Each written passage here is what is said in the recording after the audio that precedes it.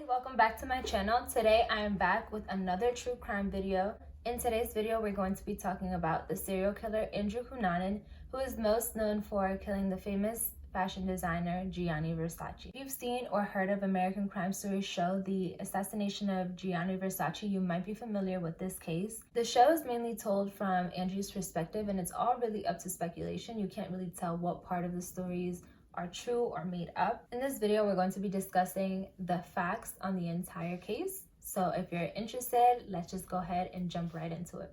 Andrew was born in National City, California on August 31st, 1961 to parents Modesto Cunanan and Marianne Shilazzi. His father was a Navy veteran, and after serving in the Vietnam War, he began a career as a stockbroker. He had a brother and two sisters, Christopher, Elena, and Regina, of which he was the youngest. Growing up, Andrew was described to be very bright.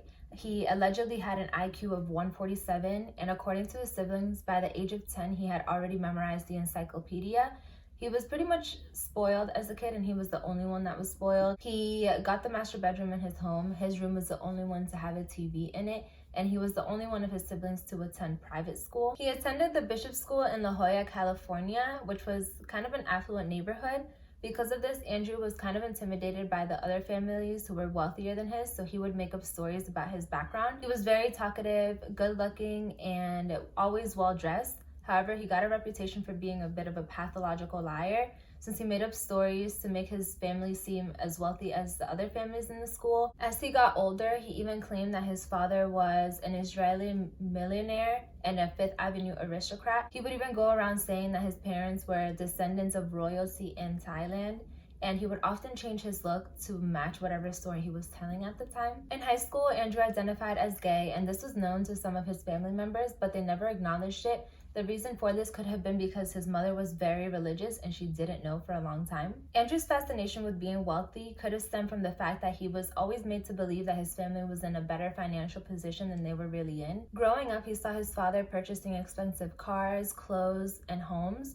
So he really looked up to his father, and he believed that he could attain anything he ever wanted. He graduated high school in 1987 and attended the University of California, San Diego, where he majored in American history. In 1988, when Andrew was 19 years old, he pretty much found out that his entire life was a lie. His father had been involved in some shady business deals, and he fled to his native country of the Philippines to evade arrest for embezzlement. Andrew had tracked his father down and went to live with him in the Philippines, but he found that he was living in poverty. At this point, Andrew pretty much accepted that his father was a fraud. He moved back to the United States and never had contact with his father again. That same year, Andrew began frequenting local gay bars and clubs, which is when his mother learned that he was gay. They got into a heated argument because of this, and it got physical. Andrew threw his mother into a wall, dislocating his shoulder. In 1989, Andrew dropped out of college and moved to San Francisco with his best friend Elizabeth Coate, whom he had met in high school, and her boyfriend. They moved to the Castro district of San Francisco, which was a center for the LGBT community, so Andrew was more visible in the gay community. This is when Andrew began socializing with wealthier, older men who supported him financially and traveled with him around the world. By the mid-90s, Andrew was living the lavish life he always dreamed of. He was the center of attention for his friends, and he would throw money around. He would often take his friends out to large group dinners and pay for the entire tab. However, while all of this was happening, a darker side of Andrew came to be. He became involved with drugs, being a heavy consumer, and some even believed that he was dealing. In 1994, Andrew became involved with multimillionaire Norman Blatchford. Their relationship was kind of the secret that everyone knew. However, they insisted that their relationship was strictly business and was never sexual. Blatchford bankrolled Andrew's life. He gave him a $2,000 monthly allowance, a car, and access to all of his credit cards. While dating Norman Blatchford in December of 1995, Andrew met David Madson, who he began a long-distance relationship with.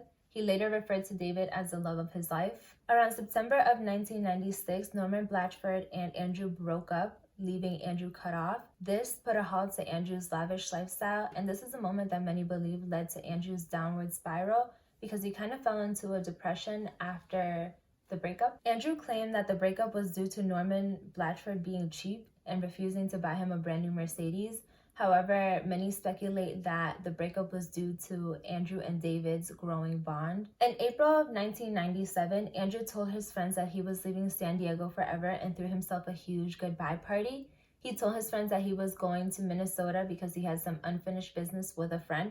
Some things to note are that at the party, Andrew didn't pay the tab, which was very uncharacteristic of him.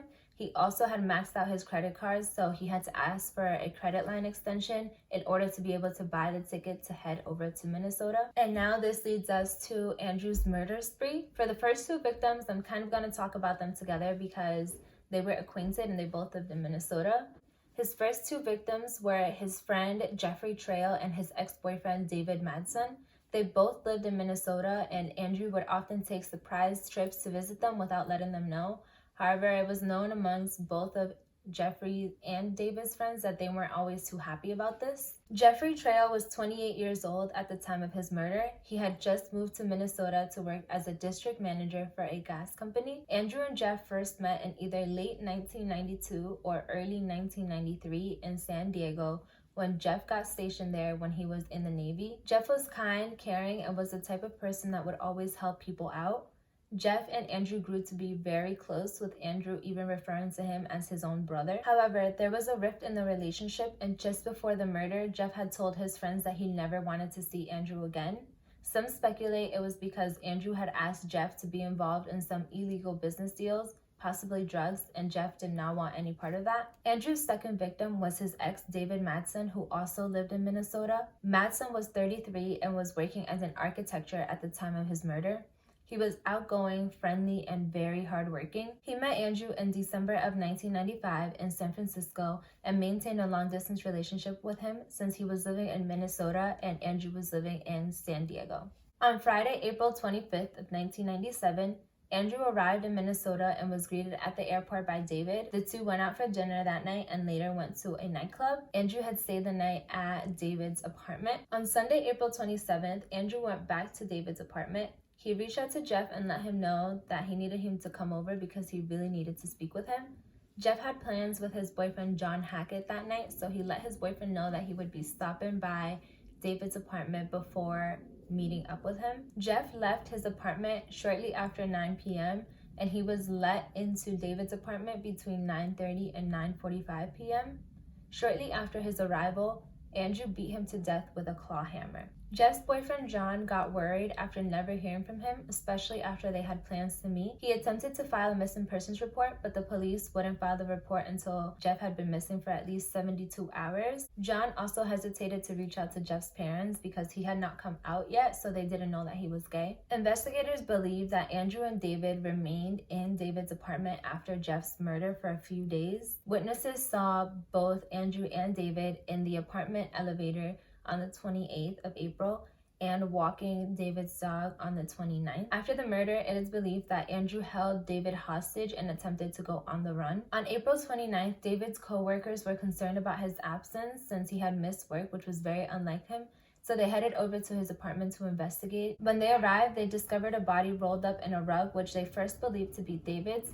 But once investigators arrived, they found it to be the body of Jeffrey Trail. Andrew and David left Minneapolis in David's red Jeep. On May 2nd, they were spotted just north of Minneapolis in a bar eating lunch. On May 3rd, David's body was found near Rush Lake in Rush City, Minnesota, with gunshot wounds to the head and back. It was later found that the gun used to shoot David was taken from Jeff's apartment. Andrew then drove David's Jeep to Chicago. On May 4th, he killed 72-year-old real estate developer Lee Miglin. Lee was known to be very sweet, hardworking, and a true gentleman. His body was found bound at the hands and feet, and his entire body was wrapped in duct tape, except for his nostrils, which were exposed for air. He had been stabbed over 20 times, and his throat had been slit. No known ties have been found between Andrew and Lee, and the Miglin family maintained that there has never been any connection between the two. However, a former FBI investigator has stated that it is unlikely that Andrew tortured and murdered Lee with no known motive. Andrew then sold Lee's green Lexus and headed for New York, leaving David's red Jeep parked near Lee Miglin's home. Lee's Lexus had a car phone, and investigators found it had been activated on May 4th in Union County, Pennsylvania, on May 8th in Philadelphia,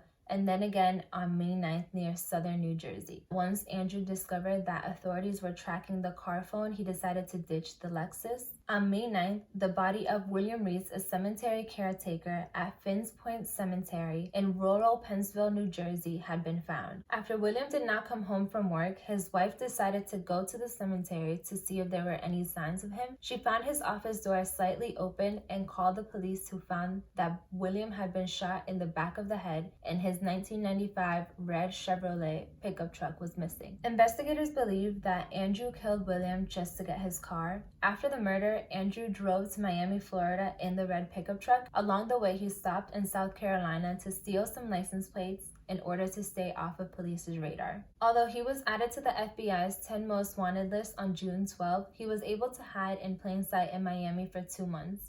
He was using his real name around town and even in a pawn shop on July 7th. What's crazy is that even after this instance, Andrew hadn't been caught. Police routinely check pawn shop records to make sure that the items being pawned are not stolen. For whatever reason, there had been some sort of backup and police hadn't been checking them on their regular schedule. I actually read somewhere that if pawn shops had been using computerized records, police would have been able to stop Andrew at the moment that he used his name at the pawn shop. And I read that after this instance, all pawn shops began using computerized records. However, I'm not sure how true that is. Andrew's fifth and final victim was famous fashion designer Gianni Versace. It is speculated that Andrew and Versace had met once prior to his murder. However, Versace's family denies this. He began his day by going to get coffee and some fashion magazines. As he made it back home to Casa Casuarina, also known as the famous Versace mansion, he was trying to get the keys to open the gate when Andrew shot him twice in the back of the head. Following Versace's murder, the search for Andrew continued for over another week. The search came to an end on July 23, 1997, when Andrew committed suicide. His body was found in an unoccupied houseboat in Miami Beach, and the gun he had used was the same gun he used to kill David Madson, William Reese, and Gianni Versace. That concludes Andrew's murder spree, and unfortunately he never served time for any of the murders that he committed because he did end up committing suicide. This brings us to the end of today's video. Please make sure to like, comment, and subscribe so you never miss an upload, and I'll see you in my next video.